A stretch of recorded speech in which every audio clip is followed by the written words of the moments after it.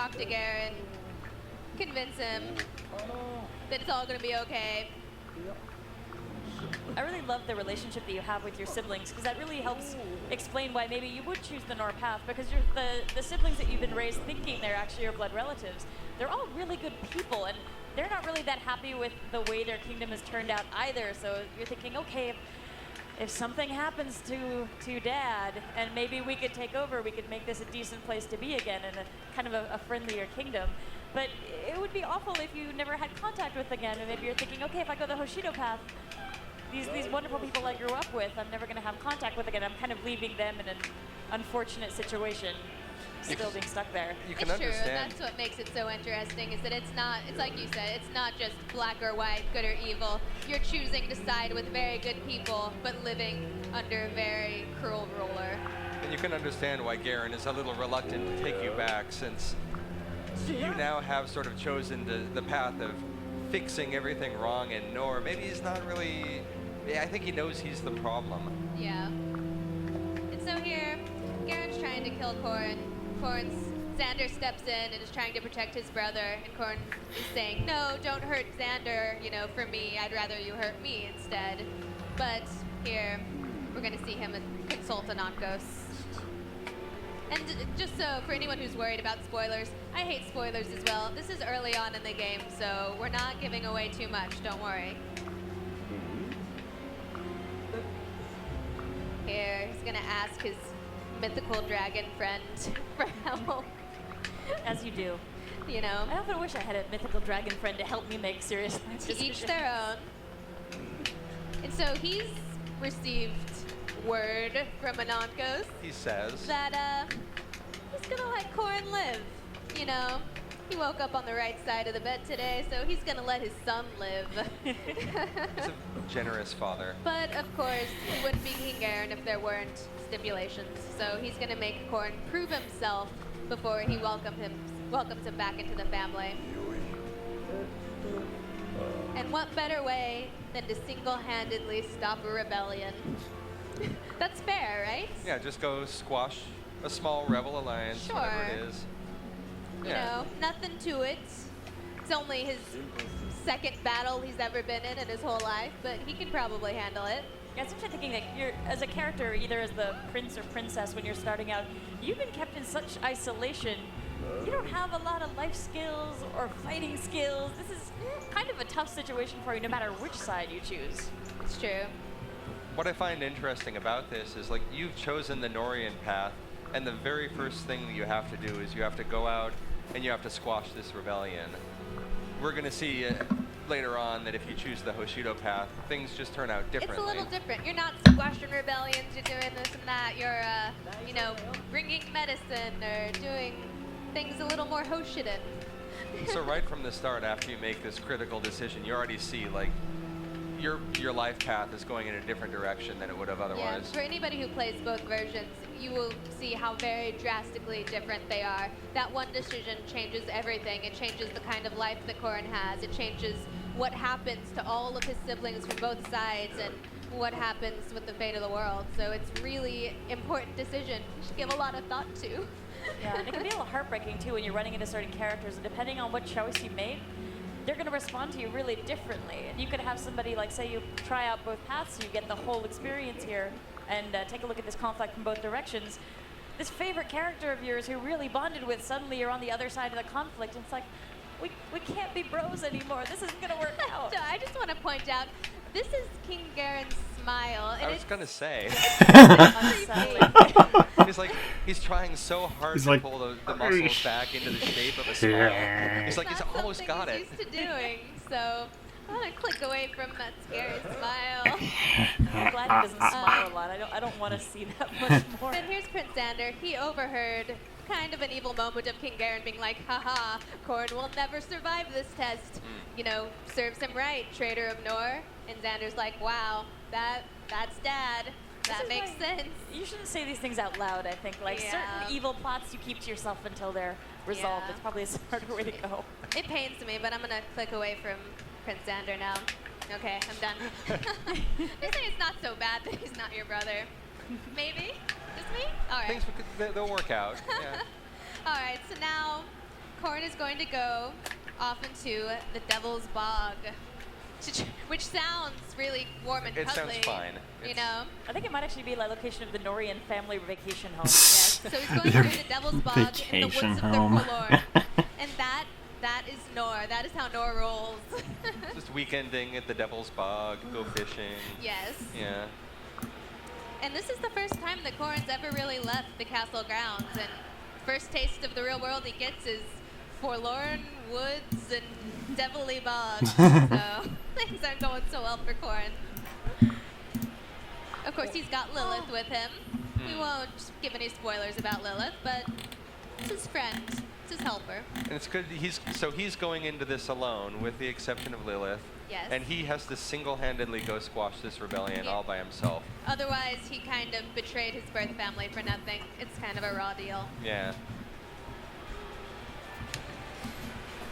Now that we're getting into this, for folks who've never played a Fire Emblem game, we probably should give them like a real quick overview of like what kind of game this is once they get into like combat and the action of the game as well.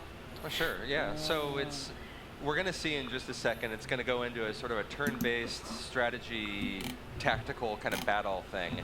So you're going to see the screens broken up into grids. You'll move your units and then attack. So your turns are like move, attack, move, attack. The entire game is built around you maneuvering your forces and the enemy maneuvering his forces. There are a lot of strategic subtleties that we're going to go into as we get deeper into this battle. But like, you know, at the very heart of it all, it's just you alternating turns like chess. You're moving, but then you're attacking, just alternating. The subtleties are going to come out in just a few moments. Yeah, so you This is a see, great person to have your first battle ever with. yeah, Corn runs into a Faceless, which are really powerful enemies, and he runs into a few of them. So yeah, he's a little flustered. A little overwhelmed. He's a little flustered. But he's all alone. Or is he? Now, this is the thing that I like about the Norpath. You know, it feels so dark and it feels so brooding and lonely, but at its heart, there's this like the community, the family. There's still that togetherness that binds all of the children together. And in this case, you've got Felicia, who's Corrin's direct servant, joining him because she doesn't want him to go off alone. Yeah, and that's so true. Like you said, it's a dark, it's a not the brightest kingdom to live in, but you have these really strong relationships that help get you through. And this is Felicia. If you are playing as the male avatar, Felicia will be your helper, and if you are playing as a female avatar, you'll actually have Jacob. So even the decision of whether to play as a boy or a girl kind of affects which units you have in your party and little things like that. Interesting. So every That's one of decision the- counts. Yeah, it's one of the first decisions you make when you're creating your avatar, and already that has a significant shape, like an impact on how your game is going to play out. So Felicia's coming to help, and Corn reminds her, like, oh, that's sweet, Felicia, but I thought Anonko said I had to do this on my own. And she just forgot that, so. She's so sweet though, her heart's always in the right place. What I love about Felicia, too, is that she's kind of a clumsy maid. She's not such a great maid, but she's a beast on the battlefield, so. All right, together, they can do this.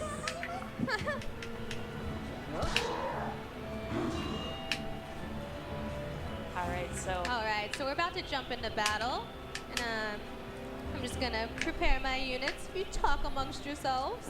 So again, the first thing that we're going to see as soon as we come back is the battle map. All of the red units are the enemy units. You'll see them on the screen on the map. You'll see your units, the blue units. They're going to be horribly, horribly outnumbered at first, with just 2 forces on your side, and I don't even know how many of the nameless, faceless monstrosities surrounding you. So we're going to see how that goes. This is going to be rough at first. It is. I think one of the things I really love about the Fire Emblem series in general is just how much strategy goes into your decisions on the battlefield. It's not a matter of like, I hit you, you hit me, I hit you, you hit me, one of the monsters goes down. there's so much here, variation with your units, depending on who you've got with you in your battle.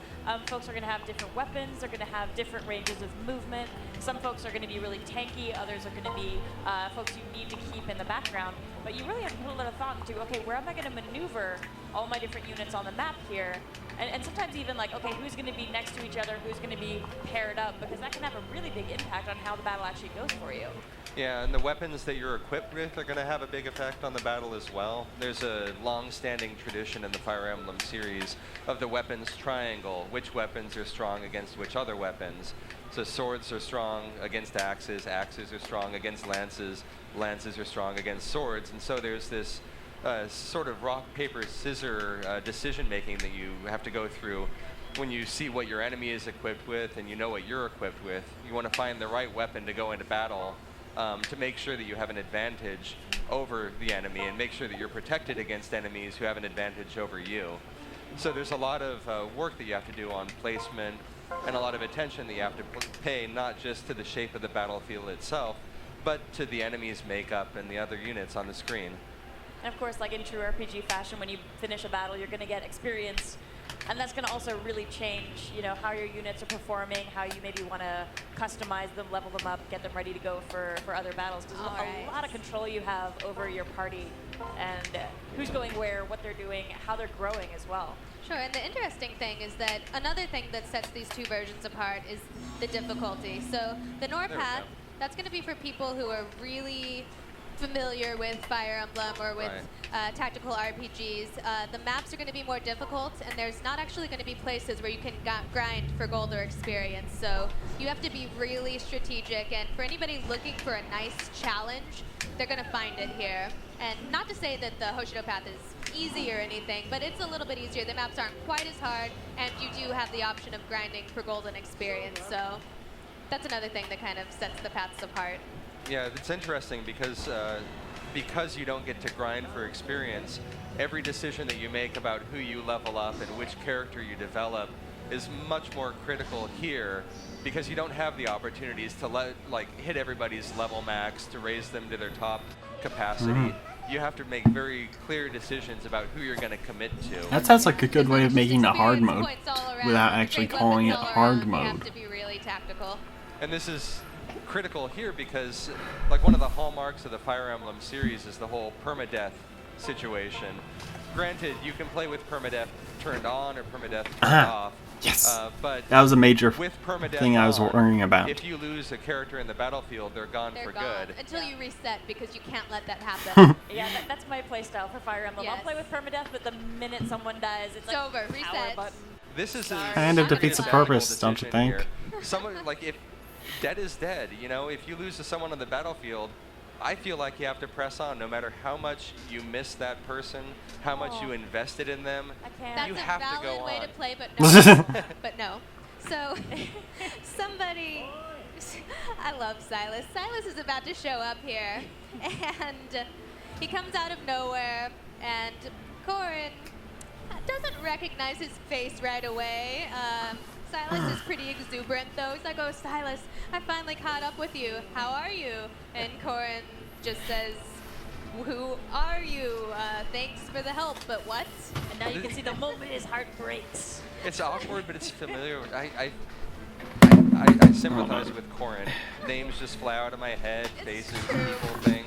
So, Silas, well, keep Silas in mind because we're going to take a look at the Hoshido Path tomorrow. We're actually going to run into Silas on the Hoshido Path as well. And as you will see, your interaction with him is really, really different on the Hoshido Path because he's a Norian knight. So here, he's all smiles and how are you, but it's a little tenser when you meet him on the Hoshido Path. But here, Silas tries to remind you like, hey, we used to be childhood friends. You know, it was for a short while, but you were very young and you always wanted to leave the Northern Fortress, so I snuck you out one day, and they threatened to kill me.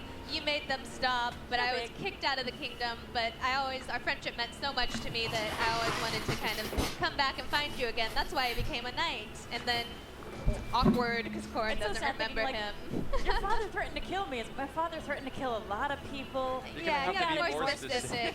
But once Silas kind of reminds him about the whole saving his life thing, Corin remembers it, and he's very happy to see him again. So it's a really sweet reunion eventually.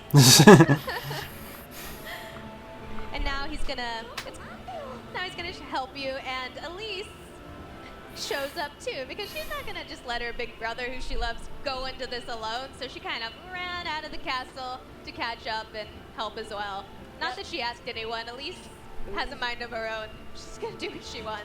Yeah, I love how finding out about your past doesn't change anything for your siblings. They still love you just as much, and they decide, it doesn't matter where you're from. We grew up together. We put up with the same kind of unfortunate childhood. And It's they still true. want to protect you and look They out don't for skip you. a beat. Elise doesn't care who you were born to. You're her big brother, and she loves you, and she's gonna go run through the woods to find you if she has to. And you're not so outnumbered now, you know? And you're Before, outnumbered. it's just the two of you. Now you're starting to see your family and friends rallying behind you. So all those relationships that you built up while you were in Nor are now kind of paying off because they're gonna help save your tail. And actually, speaking of relationships, that's one thing that's really fun about the Fire Emblem series, how you can actually cultivate relationships between your characters, in large part based on how you decide to send them out into battle and who they happen to be fighting next to. I think we're going to see a little bit of that almost immediately. When two characters are placed side by side in battle, they'll start to build up a sort of a support level between the two of them. They develop a relationship. The longer they're there, the more that support level increases, and you can foster that relationship between them to make them stronger on the battlefield as they're side by side. Another interesting thing is I put these two characters side by side, so One hit KO. Corin destroyed Nice. that faceless. But if he hadn't, Felicia could have actually gone in there and gotten an extra hit. Now, normally in Fire Emblem, or like in Awakening, if you put characters side by side, or if you paired them up one on top of the other, there would be kind of a random chance whether they would fight on each other's behalf or defend. This time, they've kind of broken those two up. If you place two units side by side, the supporting character might come in and get in an extra attack. Arthur. Oh, We'll get to Arthur in a second. But And if you his stack magnificent them up, hair. the supporting character might defend. So you have a tighter control over that strategy. I like what that does to your strategy overall, because then you really have to focus on who you put at the front, who you put behind the lines, where each unit is placed becomes much more critical now. So Elisa's retainers have finally caught up with her. She kind of ran off ahead of them because that's what she does. Impetuous. But they finally caught up with her, and they are. That's the thing about Fire Emblem for me, is all of the characters, and especially in this game, all of the characters are so distinct. They have their own story, their own personality, and you just grow to love them so much that it makes the choice that you make in your interaction with them mean so much. And like you said, if you do choose to let them fall in battle, it's really going to hurt, because it's not just this blank unit, generic knight. It's this person who you've gotten to know over the course of several chapters. But you'll honor their memory and not reset. No, you reset, and then you don't have to miss them. I'm That's with how Audrey life on this works, one. right? Some kind of monster. You just don't let them die. Really. And those support relationships that you build up, like you get conversations between the characters that allow you to see more about them, learn more about how they relate to each other, about their backstories. So you get to develop not just a unit, as you were saying, but you start to develop a relationship with them as well. You know, as a player, you start to find the characters that you love, not because they're, archers or Pegasus Knights or whatever. You develop the relationship because you care about their story. At least I do. I Yeah. make a lot of bad tactical decisions because I want to keep these two people together to see how their story builds out. Right. And so here we just found out we're back into the battle, but Elise kind of tipped her hand and said, don't thank me. Xander's the one who was worried about you, and so he sent us out to help. And so that's another case of Xander. Even though he kind of has more at stake than anybody else, he's the crown prince. Right. Kind of Garen's harsh spotlight is on him more than anyone else, but he still is risking everything to help Corin, even though obviously he knows it's not his blood brother or sister. Now, every now and then when an attack finishes, there's like a little heart that pops up on the characters. That's an indicator that the relationship between the two of them has just grown a little bit stronger by virtue of whatever it is that they did. Healing will do that. Fighting side by side will do that. You'll probably see a little bit more of that during this demo, but it's, you know, it's just another visual cue that you're building something permanent between these two characters. That's always a challenge for me when I play these games, because I want to see all of the extra side conversations. So everyone has to be friends with everybody, and every once in a while it's like, okay, I just have to do these battles, and you two have to be friends, so you guys are going to go over here and just stay there until you're friends. It's funny, from a localization standpoint, like, we know how much text there is in this game. We know how much, like, how many character relationships there are, and we know how many most people are going to see. And so, like, whenever I play the game, even though I've seen a lot of the relationships, there are ones that I just kind of want to, like, rebuild them and watch them play out because they're just so much fun. It's true. That's right. There's so much text. So very much text. So very much. And I don't know if you noticed, but when it zooms in on your battle, it's actually zooming into where you are on the map. So in Awakening, it would kind of